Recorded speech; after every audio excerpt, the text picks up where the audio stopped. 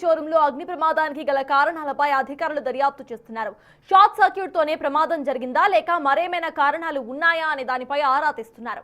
సమాచారం అందిన వెంటనే కూడా ఫైర్ సేఫ్టీ బృందంతో కలిసి మంటలను అదుపు చేశామని అన్నారు హైడ్రా ఏడీఎఫ్ఓ మోహన్ రావు.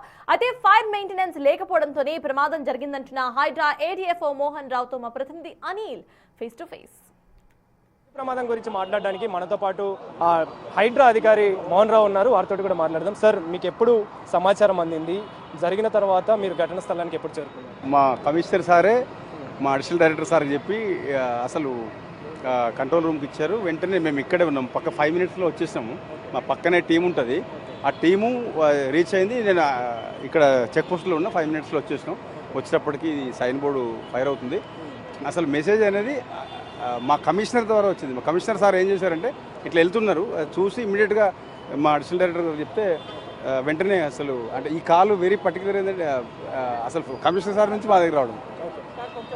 సో వచ్చిన వెంటనే అంటే యాక్చువల్గా వెనక సైడ్ నుంచి ఒక 4 ఉంటే పోలీసు వాళ్ళు వచ్చారు. అందరూ కలిసి 4 బయటకు పంపించేసి యాక్చువల్గా లోపల మెటీరియల్ అదేం లేదు, ఈ సైన్ బోర్డు ఒకటే కాలింది. అంటే ఎక్కడ స్టార్ట్ అయింది సార్ అగ్ని ప్రమాదం? ఎప్పుడు మొదలైంది? ఎక్కడ స్టార్ట్ అయింది? మొదటిగా మీరు చూసినంత వరకు ఏం గుర్తు? మేము అడవిలోనే ఎగ్జాక్ట్ టైం అని చూసుకోలేదు కానీ బట్ ఇందులోనే ఈ సైన్ బోర్డు ఉంది కదా ఫసాడ్, ఆ ఫసాడ్లో టెంపుల్ ఆకారంలో అంటే అది రెనోవేట్ జరుగుతుంది. యాక్చువల్గా రెనోవేషన్ దాంట్లో షార్ట్ సర్క్యూట్తోనే.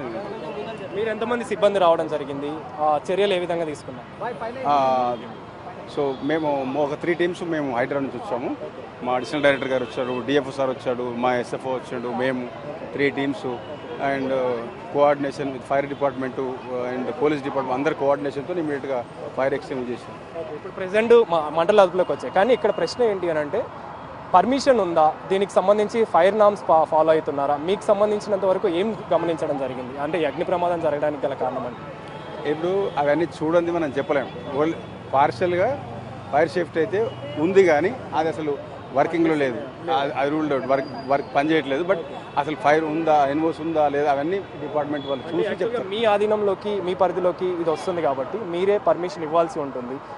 ఈ ఫైర్ నామ్స్కి సంబంధించి కావచ్చు, ఫైర్ సేఫ్టీకి సంబంధించి కావచ్చు, లోపల ఉన్నటువంటి మెజర్మెంట్స్కి సంబంధించి కావచ్చు, దానికి సంబంధించి మరి వీళ్ళు ఆ పర్మిషన్ తీసుకున్నారా, ఫాలో అవుతున్నారా? ఏం చెప్పారు? మనం ఏం చూడండి, మాట్లాడలేదు. చూసిన తర్వాత కానీ చెప్పలేము. అదంతా ఏమైనా ఉంటే ఆ డిఎఫ్ఓ గారు లోపల ఎంతమంది చిక్కుకున్నారో వాళ్ళని లోపలికి బయటికి ఎంతమంది తీసుకొచ్చారు? 4. నేను బ్యాక్ సైడ్ వర్క్ చేసుకుంటున్నాను రెనోవేషన్లో. ఆ పోలీసు వాళ్ళు వచ్చి మేము వచ్చినాం. వెనక నుంచి ల్యాడర్ వేసేసి మీకు పక్క తీసుకొచ్చి ఏం లేదు అంత ఖాళీగా ఉంది. అక్కడ ఖాళీగా ఉంది. ఒకటి ఏంటంటే సైన్ బోర్డు పై వరకు వెళ్ళిపోవడం అదేనండి.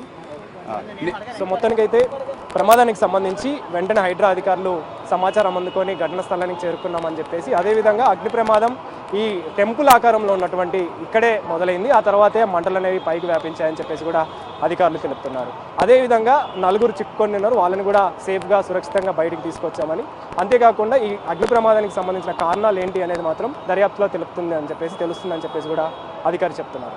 కెమెరా పర్సన్ శంకర్రావుతో కలిసి అనిల్, బిగ్ టీవీ, హైదరాబాద్.